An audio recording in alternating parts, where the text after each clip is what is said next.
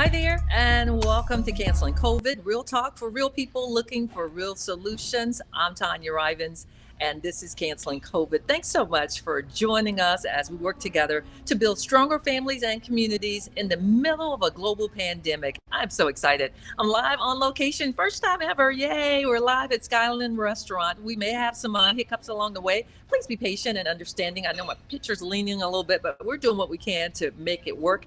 I'm at one of my favorite spots. Dear family, for me, I'm at Skyline Restaurant on South Boulevard. It's one of the beloved local mom and pop businesses that have been hurt drastically by the pandemic. And you're talking about the will and the spirit to keep going.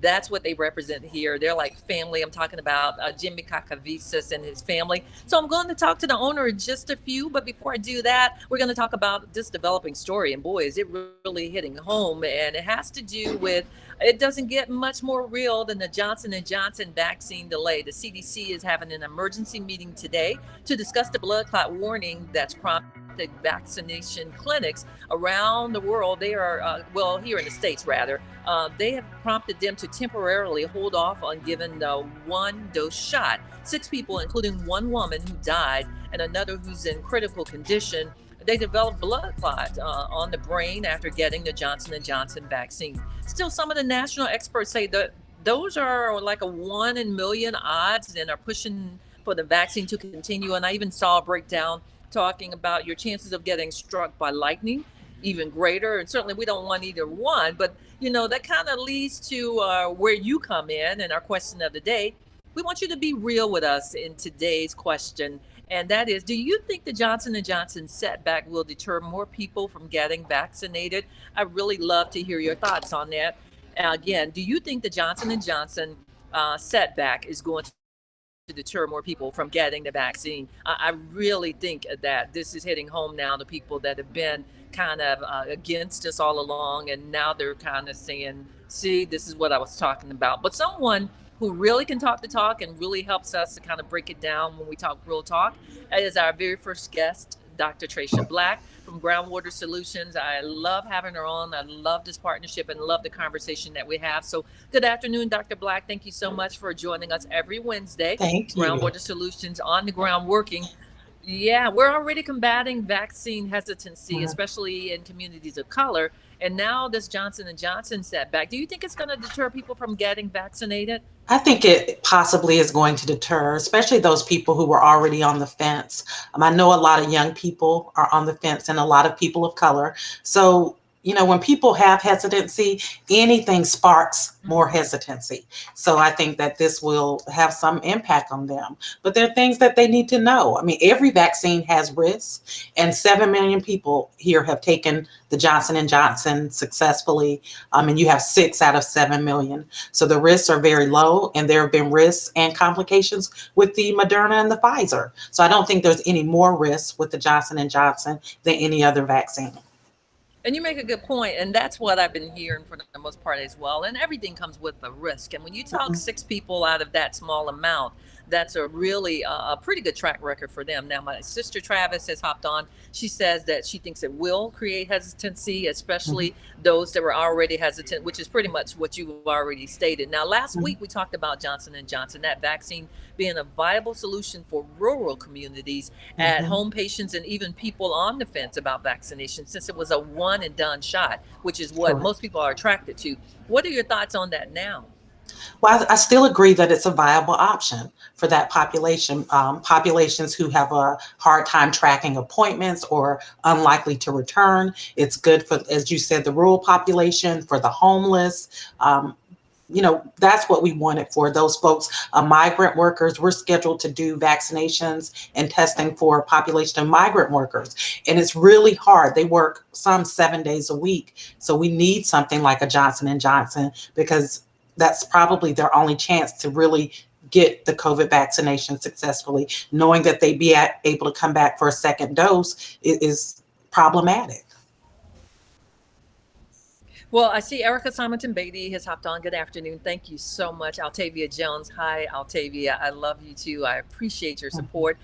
Dr. Black talking right now. And guys, weigh in on the question of the day. With the setback with Johnson & Johnson, that vaccine, do you think that it's going to create more hesitancy among people? not wanting to get this vaccine as we continue to try to, get a grip on this pandemic. Now, let's talk about the odds. Dr. Fauci says the blood clot risk is 1 in a million. Some Mhm. people are comparing it to the risk and taking birth control. Now, Mhm. what are you telling people who ask you about it when they're considering vaccinations? Well, I'm giving them those numbers that the risk is very low. I agree with Dr. Fauci that the risk is similar to any type of medication or any vaccination that you take. I don't think Johnson and Johnson is more has more risk than any other vaccination or medication. I think education is important. So being willing to talk to patients or community members and answer that question and being honest with them. I heard on the radio earlier today, they were saying anybody who's taken the Johnson and Johnson, if you have a headache that won't go away or any leg pains, to go to a medical provider immediately, right away. So I think that should be told when you administer the vaccine of all the risks. I've seen the lines, and I know places that really, you get your injection and you keep it moving, but there must be education, and particularly for the communities that we support, we need to provide education in a way that they're going to receive it and understand. We don't need to hand them a one pager with all of these medical terms on it that are not going to make clear sense. So being able to deliver the information, give them informed consent, explain it, and be able to let them respond if they have additional questions, to be able to talk them through that. And so we need to create the vaccination environment where that happens. That's a good point, Dr. Black, and you're right. People that have taken it already should be on heightened alert for anything that happens to them, Mhm. but also knowing that everything comes with a risk. Now, Erica Simonton Beatty, she weighed in. She says she does agree that those who are already hesitant, this will cause them to be even more hesitant. Also, Mickey Smith Watson Mhm. on the question of the day. Hi, Mickey. She hopped on. She goes, yes, she agrees with it as well. So this setback is happening at a rather inopportune time. Our COVID-19 cases and hospitalizations, they are increasing, particularly for our younger people. Talk about the COVID Mhm. case, like the cases like what you're seeing here in North Carolina. Well, I'll say that I'm seeing exactly that spike, and I'm seeing it among young people. Just this last few days, we've had 18-year-olds, 19, 20-year-olds who are testing positive. So that spike is there. We just, again, education and pushing the facts that now that everybody is eligible to take the vaccine, then we need to be moving forward with administration. We need to make it available to them, and we need to explain their risks. And the other thing that we're not talking about, or you and I talk about it every week, is Mm-hmm. one of the major risks is taking the vaccine when you are possibly positive. And some Right. of these young people, they are asymptomatic and they're taking the vaccine and having not so positive reactions. And people of all ages are doing that. So when we talk about safely administration, then we've got to include that testing piece. I have someone in my family who's due to take the second dose of a vaccine tomorrow, but they're not feeling well. And so Yeah. I'm telling them, please don't go take that vaccine. One, if you're not feeling well, you shouldn't take it anyway, because it could potentially make you worse, even Right. whether you're COVID positive or not. But you definitely do not need to take it if you are possibly COVID positive. So testing prior to administration, I think, is critical for all of our safety. That's a much more major risk than the blood clots with the Johnson and Johnson vaccine. The testing, we can't say it enough, folks. You got to get tested. Mhm. So, another question, Dr. Black. Do you think Pfizer and Moderna, if they're going to be able to keep up with the demand, and if will be any issues concerning getting the vaccine now that we're at this point that Johnson and Johnson is on pause? I don't believe that, because the Johnson and Johnson was used at a much less frequency in the United States than the Moderna and the Pfizer. I see that our clinics and the other clinics that I'm familiar with are able to get as much vaccine as they request. So I don't think that that's going to be a problem. That's a very good point to make, because I think we had talked before. It was somewhat limited anyway to Mhm, as people have started out. So looks like mhm. Travis says, "Wow, why would they send scholars back with the increase of young people getting COVID-19? We should have gone back in May for EOG testing only." And that comes from an educator. So the Mhm. numbers are spiking amongst our young people, and the schools have reopened. And I don't know how to answer that, because a lot of people, that's another battle, whether we send the kids back or whether we wait. Lord knows our kids were falling behind, but you want them to Right. be safe as well. And I think the question for educators and for parents is how much longer can our kids afford not to be able to be at school? Yeah. We know that there have been so many challenges with education and our young people over the course of this last year. And so they need to be back in the classroom. But again, there are safety measures that need to be implemented that we're trying to push them going back without first taking the necessary steps. There needs to be a protocol for COVID safety, regular serial testing, even for the students and for the educators. That is the way that we're going to keep those large organizations where you have congregate type settings. That's how they're being able to successfully manage. They're getting regular testing. Anybody who shows up positive is being pulled and isolated. We're going actually to a daycare today. Okay. So for even younger children, preschool age, there's an outbreak in this daycare. So we're Oh, going to wow. do testing. So, you know, this is what life is going to be like, even with the vaccination, because it does not prevent you from contracting or spreading COVID. There has to be that testing protocol for overall community safety. And so we just want to, we talk about education and we need that. Our kids have to be in that classroom. I have young folks in my family who are really struggling. We're trying to get tutoring and it's all virtual and they are just not as responsive as a young person needs live interaction. And but So, we got to do it Dr. Black, safely. and that's a good segue. Where are you all testing today? You mentioned the daycare. Where else are you out today? We're at Master Cuts on Ashley Road, and we are at University Daycare in the university area near Sam's. Okay, good, good. Landmarks so easy to find. And Mhm. any other final thoughts as we wrap things up? Again, Dr. Tricia Black, No, Groundwater I'm just Solutions. glad to be here, Tanya. I'm glad to be able to have that relationship and to be able to deliver this important information to our community. Well, girl, we're glad to have you, sis, and we're working on taking this bigger, and so that we can get this message out to a lot more people. So, thank you so Thank you. much for taking the time to talk with us. Again, their website, groundwater-solutions.org, 704-596-0505. Thank you, Dr. Black. I appreciate Thank you. I've got to you. come on and do our location with you soon. I'm looking forward to that if you'll have us there. All right. Our Okay. question of the day, I need your comments. Please weigh in. Be sure to answer this question, guys. It helps me with the feedback. Do you think the Johnson and Johnson setback will deter more people from getting vaccinated? Please weigh in as you hop on. I see your own. So we want to empower you. We want you to protect yourself, protect your family, and most importantly, we want you to be informed. Here's the blood clot symptoms to look out 1 to 2 weeks, 1 to 3 weeks after receiving the Johnson and Johnson vaccine. If you've got a severe headache, backache, backache rather, abdominal pain, shortness of breath, leg swelling, tiny red spots on the skin, or bruising. All of those are signs. So make sure you're paying attention. Pay attention, folks. Make sure you are alert on what's going on with your body, because you're trying to do the right thing. I see a comment for Dr. Tracia Black, says, "We appreciate your knowledge, doctor." Yes, we do. She's been a very big part of this, and I'm very grateful for it. I'm also very grateful for this next person. We're going to switch gears and talk about the big financial impact. You probably hear some plates in the background. The big financial impact of COVID-19 that's having on so many of our small business owners and their ability to create jobs for the community. I'm live on location at Skyland Restaurant, and I want to bring in the owner of Skyland. It's none other than Jimmy Kakavitsas. He's the owner of this 24-hour restaurant. It's a staple in Charlotte. It's been around for more than 50 years. He's a dear friend of mine. He is, someone already summed it up, Travis. He is a caring and giving person.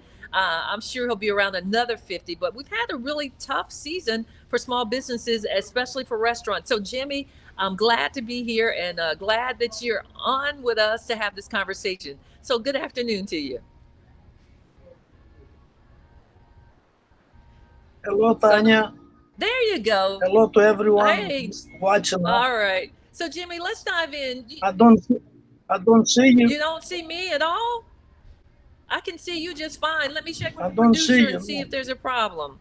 So, hold on. Let's see. Let me, let me, Because I want to make sure that we're good.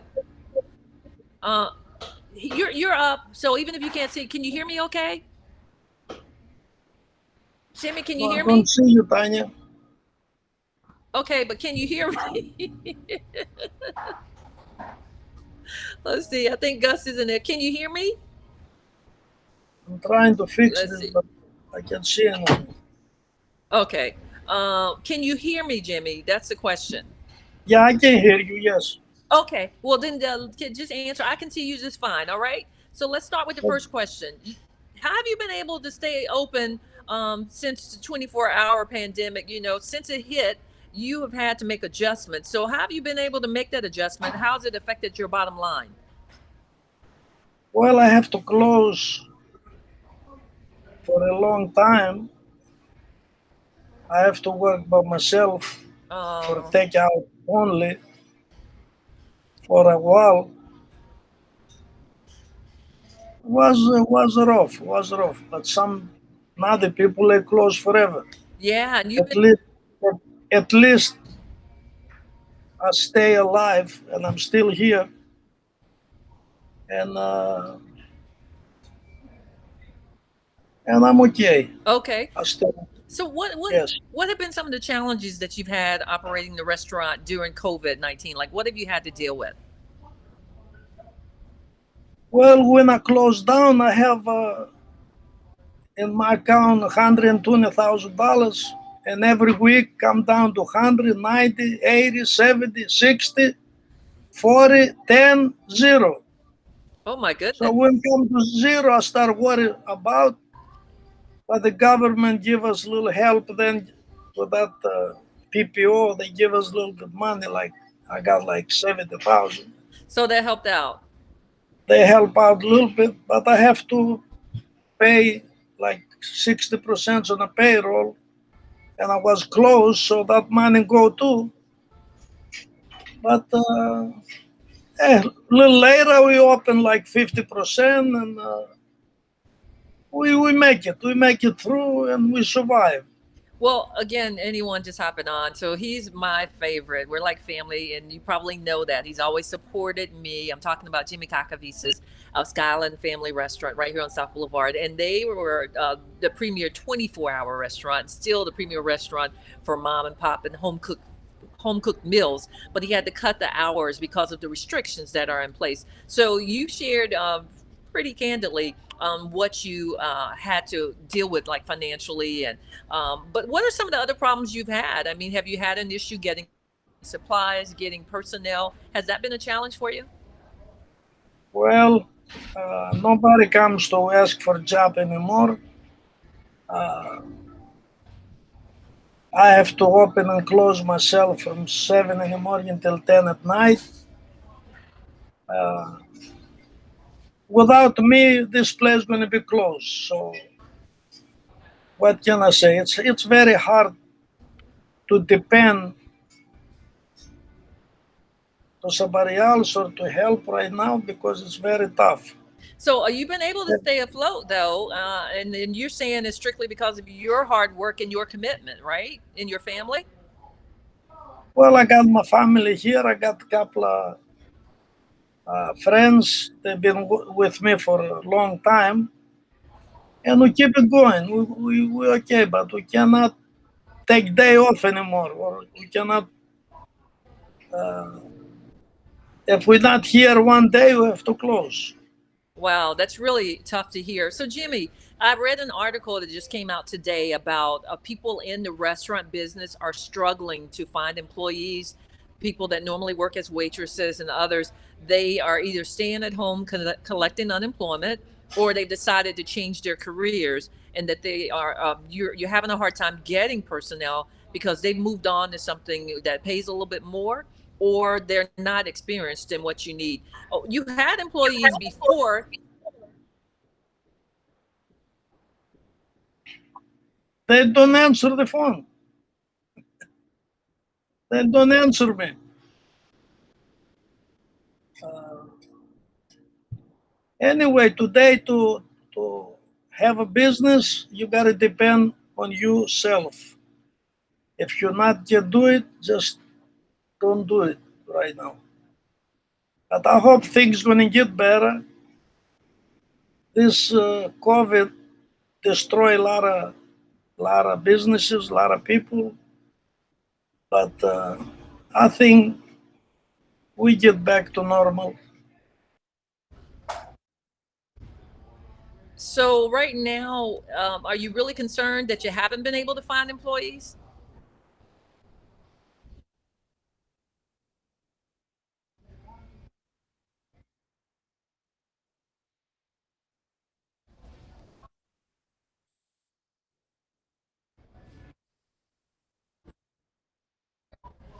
So I may have lost your picture, Jimmy, and I showed you how to refresh. If you're not able to refresh up in the upper corner, just click on that. I had to do it as well. We may have had some issues with our internet service. So I showed you earlier that you have to do that. If not, okay, that's all right. But you can still hear me, right? Don't worry about it. You can still hear me, correct? Okay, then let's keep talking. So what is keeping you? I know, but we gotta keep.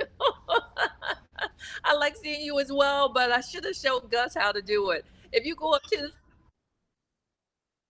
Okay. So just tell Gus to refresh. So while Jimmy is going to get his son to refresh, and thank you guys, weigh in on the question of the day. What can I say? This is live, real talk, real conversation, and I just salute Jimmy for even taking the time to do this. I wanted to be be here for him because you can hear the passion and the strain in his voice. His entire family is having to stay on board to keep this going, and it's really been tough for him. So Tamara Robbins Moody hopped on. She says yes, I think it will definitely make those hesitant even more so. So Jimmy, I can hear you talking. So do you have Gus in there right now? Okay, can you guys hear me? Go ahead, Gus. All you have to do is refresh it and then connect the camera again. So up in the upper, just hit refresh and it'll bring you back on. Okay, and then connect the camera. And while they are doing that, Tamara Rivens, she just hopped on and said that she thinks it will definitely make those hesitant even more so. My sister Travis is saying bring her a burger, which is so funny. While they're doing that, yes, Jimmy has the best food in Charlotte, and that's why they've been so successful. 24-hour service. So, Gus, are you there? Can you still hear me? Again, all you have to do is hit the refresh button and click on the camera, and they'll bring you back up. We could have kept talking because you guys could hear him just fine, but he said he'd rather be able to see me. So we're still waiting on him to hop on. If you can, there we go. Perfect. Thanks, There you Gus. go. Thank you. Yeah, thank you so Okay. much. These guys, I just love them. Thank you, Gus. So Yes, we're no gonna keep. problem. Yeah, thank you, You see Jimmy. all these cheeseburgers I feed him all these years. Yeah, He did something for me. Jimmy. I just love you all, and thank you so much. So let's keep on talking about the question. So, what's keeping you moving forward? It's been 50 years. Some people are going out of business. Why do you keep doing it? I have to survive. I have to live. I like life. I gotta continue. I can't stop. Well, I what got a if lot of responsibilities. a lot of responsibilities and obligations, right? Yes, yes. So, what advice would you give to other business owners that are struggling right now? Hang in there and hang in there. Don't give up. Just if they need help, ask me. I go help him if I can. Yeah, you are a Stay, given person. So, yeah. stay open. Stay open. We get better. So, it's going to get better. So, as we wrap Yes, yes. things up with you, is there anything else you would like to say to just share with those that have tuned in? I didn't hear you. Is there anything else you would like to add for anyone that's just hopping on or that's tuned in, I especially just business owners? want to thank you and thank you all the people they listen and hope is on the way. Don't give up. Be happy. Smile, and everything will be okay. Now, you're one of the most giving persons that in this city, right? That's why Well, everybody loves you. that's why God gave us two hands, one Yes. to get, one to give. You can put it in your pocket. Everything. I know there's so much more you would like to say. I just appreciate you sharing that knowledge. And a lot of people don't realize, Jimmy, you are native of Greece, and there's so many restaurant owners here in the city that are Greek, and you guys have all supported one another. I'm sure you all have a lot of conversation about different ways to stay afloat and stay in business, right? Tell you the truth, our generations who help each other. We're not like the old ones. The old ones, they're but our generations who help each other if we need. Well, I think that's something that can be said for every community now, where some of the values and support I, that we have for one another I is not remember always one. passed on. I remember one time I used to work for someone and I want to change job, and I quit, and I can't find no job. They calling each other, say, "No, give him no job, no, give him no job," so I can come back here. So we don't do this today. All right. Well, thank you again. I know you already gave some final words, but I just wanted to share that because I appreciate your community. I've gotten Good to show. learn. Continue doing this, Tanya. It's beautiful. Well, thank you, Jimmy. I appreciate that. You're always so supportive and encouraging. So, again, Skyland Restaurant right here at 4544 South Boulevard. Stop in anytime. And your hours now are, I believe he closes at 7. I have to check the time, but we are hoping that he'll get back to 24 hours, which is his goal as well. And that has to do with the restrictions right here in the state. And Jimmy didn't get a chance to say that. I was going to ask him. He wants the government open everything back up. Open everything back up, let people get back to restaurants and working like they should, because this is a restaurant that has lost so much because of the pandemic, like all of us. I mean, it's not like he's any different from anyone else. But if you think about restaurants that depend on 24 hours, clubs, my son plays AAU ball. We were just talking the other day, like Carolina Courts, where he used to play. I'm sure they've been closed, except for some events here or there. But think about all of the income that they've lost. So hopefully we'll all be able to pull through this together and things will get better. But one way that's going to happen is we've got to stay informed, stay educated, tested, get vaccinated if you decide to. I'm not seeing any more of you weighing in on the question of the day. And looks like our 30 minutes are up as well, folks. I'm just grateful again. Hats off and applause to my producer. Our first on-site location, Skyland Restaurant, 4544 South Boulevard. We're going to try to get out more and do these type of things, which really kind of changes up the atmosphere, which is really cool for us as well. So we'll be back here on Friday. As always, life's challenges make you better, not bitter. On Friday, we've got Dr. Raynard Washington, Mecklenburg County Health Department. He's going to join us. Of course, now that so many people, it's open up to everyone that's of age to get the vaccine. And we can also talk to him about the difference and everything going on with Johnson & Johnson. So have a great week, everyone. A great day outside. Get out and enjoy this great weather. And I'll see you back on Friday at 1 p.m. And together, we're going to continue to work on canceling COVID. Thank you.